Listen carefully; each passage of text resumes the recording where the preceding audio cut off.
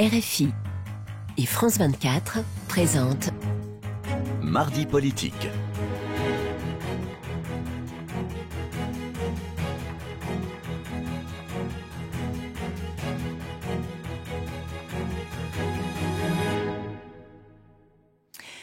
C'est l'heure du Mardi politique sur France 24 et RFI avec Véronique Rigolet. Bonsoir Véronique. Bonsoir Roselyne. Nous recevons Marine Le Pen. Bonsoir. Bonsoir. Présidente du Front National, députée européenne et candidate à l'élection présidentielle. Donc toutes les enquêtes d'opinion, ou presque, vous promettent une place au second tour. Depuis quelques mois, vous économisez votre parole. On vous voit moins, on vous entend moins, car vous considérez dans le fond que les événements travaillent pour vous. On ne connaît pas encore dans le détail votre programme pour 2017. Sans doute le candidat qui sera désigné par la droite modifiera peut-être sensiblement votre positionnement. En attendant, dans les médias, vous êtes peu interrogé sur votre politique étrangère. À quoi ressemblerait la diplomatie française sous Marine Le Pen ? Eh bien, on va le savoir en suivant cette première partie d'émission. Donc, Mardi politique, c'est parti jusqu'à 19h. La première question, Véronique Rigolet. On commence bien sûr par la bataille de Mossoul qui a débuté ce week-end. Bonsoir Marine Le Pen. La lutte contre le terrorisme sera l'une de vos priorités si vous devenez présidente en mai prochain. À cet égard, quel regard vous portez sur cette bataille de Mossoul qui vient de commencer contre ce qu'on appelle le dernier carré des djihadistes islamiques, contre Daesh? Est-ce que vous pensez que cette bataille peut être aujourd'hui décisive? Je le souhaite. Je le souhaite parce que chaque recul des fondamentalistes islamistes est une victoire pour notre sécurité. Car encore une fois, moi je suis très respectueuse de l'indépendance de chacune des nations, de chacun des peuples du monde. Mais je pense d'abord à la sécurité de la France et des Français. Or je sais très bien que la montée en puissance du fondamentalisme islamiste est aussi la conséquence des erreurs, des errements du passé et est née en partie en Irak.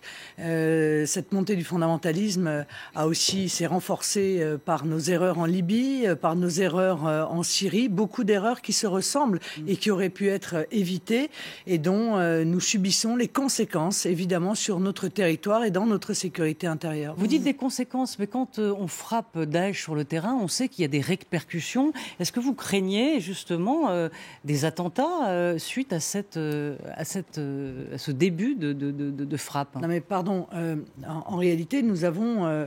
encore une fois, armer les fondamentalistes islamistes. Quand vous dites nous, la France a armé des fondamentalistes islamistes. Vous parlez elle a contribué en Libye à les mettre au pouvoir.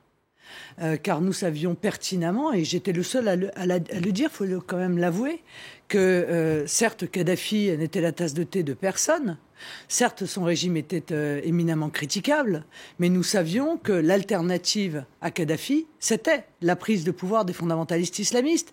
Et il en est de même en Syrie.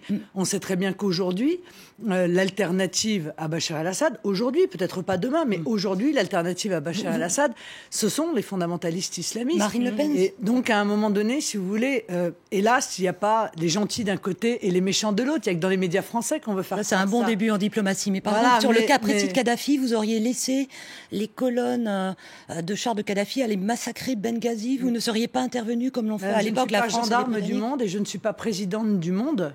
Moi, ce que je souhaite, c'est être présidente de la France. Ce qui m'importe prioritairement et peut-être même exclusivement, c'est la sécurité de la France et des Français. C'est ça la mission du président de la République. Alors, on suit les États-Unis qui, depuis un certain nombre d'années, sont dans une forme de dérive qui consiste à se prendre pour les gendarmes du monde et à souhaiter exporter un modèle. On ne peut pas faire ce procès à Obama, justement, aujourd'hui, qui a glissé le tapis sous les pieds de François Hollande, qui, lui, voulait intervenir Dernièrement, en Syrie. Dernièrement, oui. Mais quand même, de manière assez régulière, les États-Unis, dans les dernières années, ont été très belliqueux et avec des résultats... Vous parlez de l'air Bush, alors. Oui, mais avec les résultats que l'on peut connaître aujourd'hui. En Libye aussi, pardon, quand même. En Libye aussi. Avec les résultats que l'on connaît aujourd'hui, c'est-à-dire des résultats qui non seulement ont apporté le chaos dans les pays en question, mais qui, de surcroît, en répercussion, apportent aussi le chaos dans nos propres pays. Alors, on va parler de la Syrie, puisque vous l'avez évoqué. Donc, l'armée russe vient d'annoncer aujourd'hui l'arrêt momentané des raids aériens syriens et russes Russes sur la ville martyre d'Alep pour une pause humanitaire et permettre aux civils de quitter la ville. Donc Vladimir Poutine et Bachar el-Assad sont alliés dans cette affaire et ils bombardent les civils, les hôpitaux. Écoutez ce que disait la semaine dernière le ministre des Affaires étrangères, Jean-Marc Ayrault. Il y a effectivement ces bombardements que le secrétaire général des Nations Unies, je l'ai dit aussi à Moscou, sont des crimes de guerre. Et donc l'enquête va montrer les responsabilités. Qui a bombardé ? À l'évidence, bien sûr, il y a les Syriens, mais il y a surtout les Russes. Alors voilà, les Russes, pouvez-vous vous abstraire, Marine Le Pen, de toute condamnation envers les Russes et Vladimir Poutine que, n'ayons pas peur de mots, vous admirez. Vous l'avez dit d'ailleurs dans un quotidien russe en 2011. Mais ne mélangez pas tout, s'il vous plaît. Essayons de rester sérieux avec des sujets qui sont quand même des sujets sérieux. Le gouvernement n'est pas sérieux. Le président de la République n'est pas sérieux. Quand le président de la République annonce au micro de M. Barthès, c'est-à-dire d'une émission satirique, qu'il veut traduire le président de la Russie devant le tribunal pénal international, c'est-à-dire en gros déclare la guerre à Vladimir Poutine au micro d'une émission de divertissement, ça n'est pas sérieux. Mais est-ce que vous condamnez, c'est une diplomatie qui est en... Excusez-moi, mais si, je vais vous répondre, j'ai aucun problème là-dessus. Ouais. Je voudrais d'abord vous dire que nous sommes dans une diplomatie qui est totalement erratique et qui est même en rupture avec toute l'histoire de la diplomatie française. L'histoire de la diplomatie française, c'est précisément d'arriver à mettre des gens autour d'une table pour régler une situation. Ça doit être d'autant plus facile avec la Russie et avec, en l'occurrence, Bachar el-Assad, que nous avons quand même un ennemi commun, oui ou non ? Ou je me trompe, peut-être que je me trompe, peut-être que nous ne sommes pas en guerre contre le fondamentalisme islamiste, mais moi je crois que nous devrions l'être en tout cas, et que donc il serait tellement plus simple de se mettre autour d'une table avec la Russie, avec la Syrie, pour pouvoir discuter, échanger des vues et discuter des moyens de venir à bout de ce fondamentalisme islamiste, car je vous entends parler d'Alep, ville martyre. Mais Alep, vous condamnez ou pas ces bombardements sur les civils ? Mais quelle est l'autre solution que celle-là ? Bien sûr, je condamne tout bombardement sur des civils. À chaque fois qu'un civil meurt, c'est un drame. C'est un drame en Syrie, c'est aussi un drame en Yémen lorsqu'il meurt sous les bombes qui sont des bombes saoudiennes. C'est un drame aussi quand ce sont des Irakiens qui meurent sous des bombes américaines. C'est toujours un drame. Et il faut tout faire pour éviter cette situation. Marine Le Pen, c'est un drame ou ce sont des crimes de guerre en Syrie actuellement ? Alep, ville martyre. Voilà. Oui, mais j'ai envie de dire, pour une double raison. C'est qu'Alep a commencé à être martyre lorsqu'elle est tombée entre les mains des fondamentalistes islamistes qui ont fêté leur entrée dans Alep en jetant des homosexuels des tours, n'est-ce pas ? Non mais il faut quand même le rappeler. C'est-à-dire que voilà une population qui est en partie en accord avec les fondamentalistes islamistes, il faut le dire quand même, parce que beaucoup d'habitants d'Alep ont quitté Alep-Est déjà depuis pour se mettre à l'abri de ces fondamentalistes islamistes, et une partie de cette population, et c'est dramatique, sont utilisés comme des boucliers humains par les fondamentalistes islamistes. C'est un drame.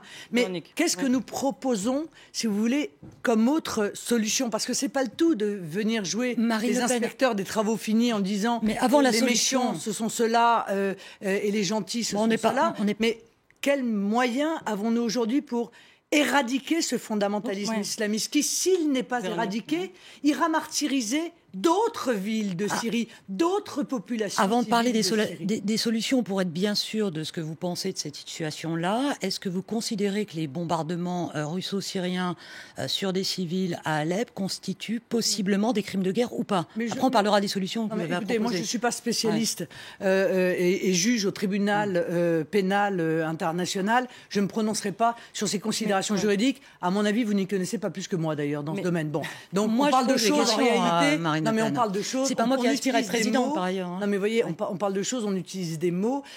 Mais moi, ce que vous êtes en train de dire que c'est que Vladimir Poutine est le seul à lutter contre le terrorisme aujourd'hui. En quoi il est nécessaire que la France a perdu sa voix en Syrie, qu'elle n'est pas là où elle aurait dû être dès le départ, qu'on n'aurait jamais dû peut-être laisser pourrir la situation et en réalité laisser la Russie prendre l'initiative Et aujourd'hui, venir critiquer la Syrie qui a pris l'initiative. Nous aurions dû être autour de la table, susciter, parce que c'est ça la diplomatie.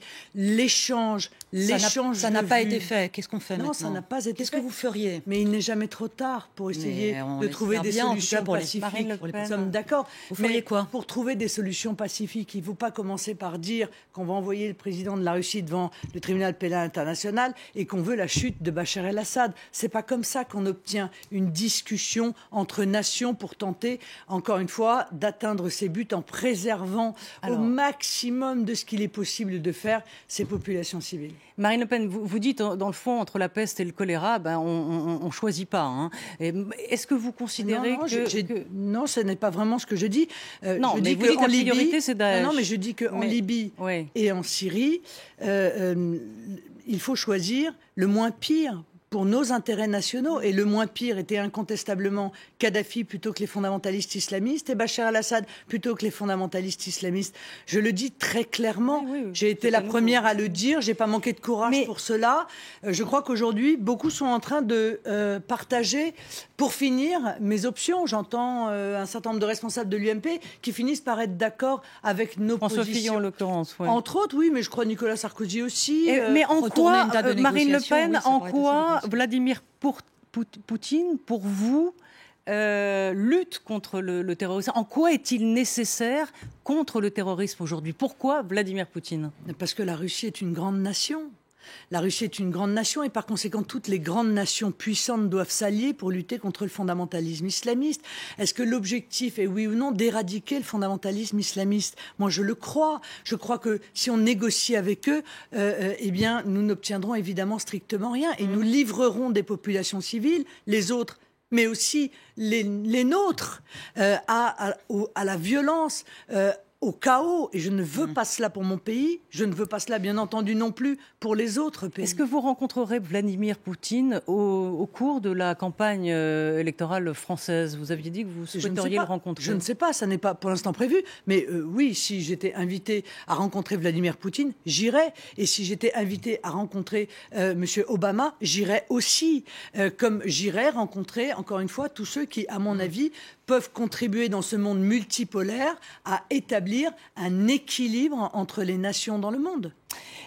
Peut-être on va finir avec la Russie. Une dernière question. Vous dites qu'il faut que notre politique étrangère retrouve une indépendance. Mais le Front National boucle ses fins de mois grâce à une banque russe, car aucune banque française n'a voulu vous financer pour la campagne présidentielle. Est-ce que vous avez eu recours, une fois de plus, pour la campagne présidentielle, vous faire prêter de l'argent par cette même banque russe? Puisque je crois que votre trésorier a dit qu'il nous faut encore une dizaine de millions d'euros. Non, mais écoutez, pour moi, une banque, c'est une banque. Enfin, écoutez, pour ceux qui considèrent que la nationalité n'a pas beaucoup d'importance, à chaque fois, on me ressort la nationalité. Une banque, c'est un établissement financier qui prête de l'argent. Je veux dire, est-ce que vous devez quelque chose ? Une puissance étrangère, on n'est pas, du coup, redevable ? C'est pas une puissance étrangère, c'est une banque. Oui, mais vous pensez bien qu'on est en Russie, on n'est pas dans une démocratie. C'est-à-dire qu'est-ce que vous sous-entendez ? Que le pouvoir financier n'est pas décentralisé, Marine Le Pen. Avez-vous déjà fait un prêt à une banque ?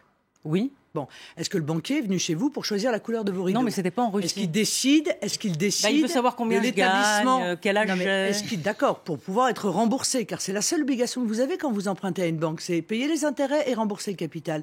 Il vient pas pour vous dire dans quelle école vous devez mettre vos enfants. Il décide pas sous quel contrat de mariage vous devez vous marier. Voilà, moi, personne ne décide pour moi. J'ai emprunté de l'argent, je rembourserai cet argent. Si demain une banque américaine me prête de l'argent, j'emprunterai à la banque américaine ou à la banque portugaise ou à la banque guatémaltèque. Vous ne sentirez pas lié? Mais je ne me sens lié par rien. Voilà, je suis absolument totalement libre. Et encore une fois, je le resterai quoi qu'il arrive. On parlait du président Obama il y a un instant. Il y a une présidentielle américaine là après-demain, en novembre. Si vous deveniez présidente en mai prochain, avec qui vous auriez le meilleur contact? En gros, quel est votre souhait de victoire pour cette présidentielle américaine? Est-ce que c'est Donald Trump, à qui on a cru comprendre que vous trouviez, somme toute, quelques points communs avec vous, ou Hillary Clinton, qui visiblement n'est pas votre tasse de thé, vous trouvez même dangereuse? C'est étonnant de voir les relations internationales comme ça, sous l'angle d'affection personnelle. Non, moi je ne connais ni l'un ni l'autre. Je ne parlais pas d'affection, vous trouvez? Je n'entendrai je ne m'entendrai pas mieux avec l'un ou avec l'autre. Si je suis présidente de la République, je parlerai à tout le monde. Je parlerai à celui que les Américains auront choisi. On peut avoir des affinités. Ou à celle que les Américains auront choisi. Je n'ai pas d'affinité, je ne connais ni l'un ni l'autre. Vous dites Hillary Clinton, elle est dangereuse, elle est guerrière. Madame, déjà, la seule chose pas auquel je pense... elle. J'envisage d'être présidente de la République française. La seule chose qui m'intéresse, c'est l'intérêt de la France et des Français.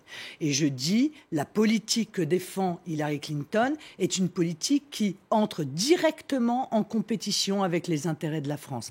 Cette politique qui est en même temps une politique économique qui vise à alourdir la puissance et le pouvoir des institutions financières américaines, qui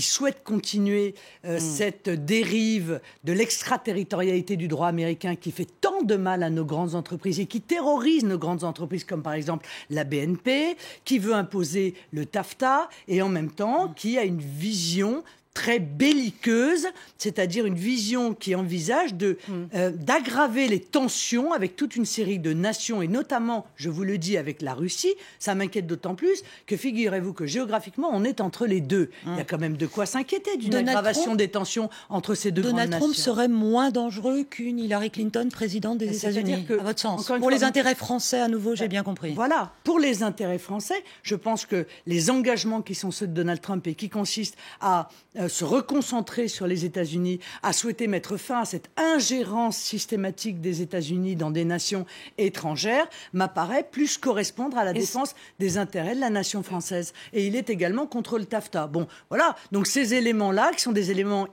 d'immédiateté, d'actualité, vont, à mon avis, plus dans le sens des intérêts français. Vous proposez de sortir de l'OTAN. Première question, ça va servir à quoi? Et d'ailleurs, est-ce que c'est conciliable avec les valeurs occidentales? Non, mais la vraie question, c'est à quoi sert l'OTAN? Ça a servi dans un temps... où il y avait l'URSS.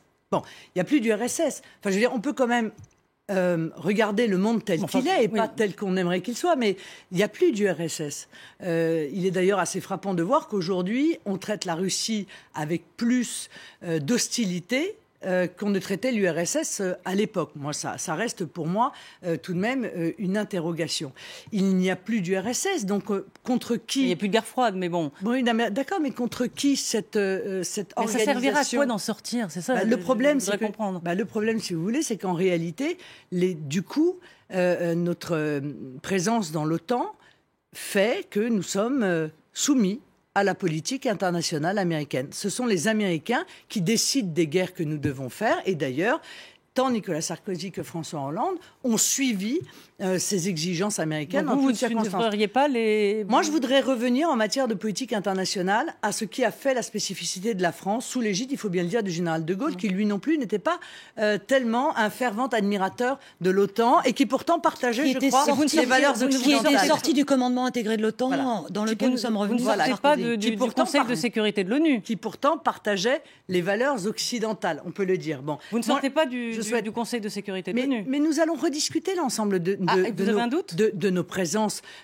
pour préserver notre indépendance. Moi, je considère tout à fait normal de participer dans le concert des nations à des organismes internationaux, où l'on entend les nations, où on respecte, pas de problème, où on respecte les nations. Conseil de sécurité, parce que quelle est ma vision? Oui.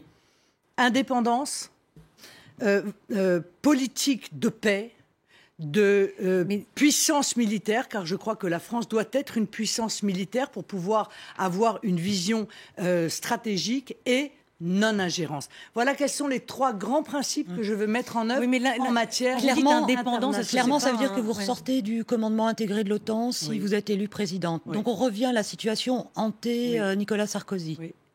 Voilà une réponse assez claire. Peut-être un mot sur... il nous reste une minute. Un mot de l'Europe, peut-être. Vous vouliez évoquer, Véronique. Il nous reste très peu de temps. Donc, question courte, réponse courte. Oui, on va faire le grand défi, ça sera sortir la France de l'Union européenne. Si on a bien compris, on imagine que votre premier voyage sera plus pour Bruxelles que pour Berlin, comme le font traditionnellement les présidents français. Non, le grand défi, c'est d'organiser la négociation qui va permettre à la France de récupérer pour le peuple français, parce que c'est sa propriété, sa souveraineté. Voilà. Et moi, je crois que cette négociation peut aboutir. Cette négociation sera sanctionnée par un référendum. Si elle aboutit, on pourra rester dans cette nouvelle structure. Si elle n'aboutit pas, eh bien, je proposerai aux Français d'en sortir. C'est la fin de cette première partie de Mardi Politique. On retrouve Marine Le Pen juste après le Flash Info et nous reviendrons sur cette question européenne.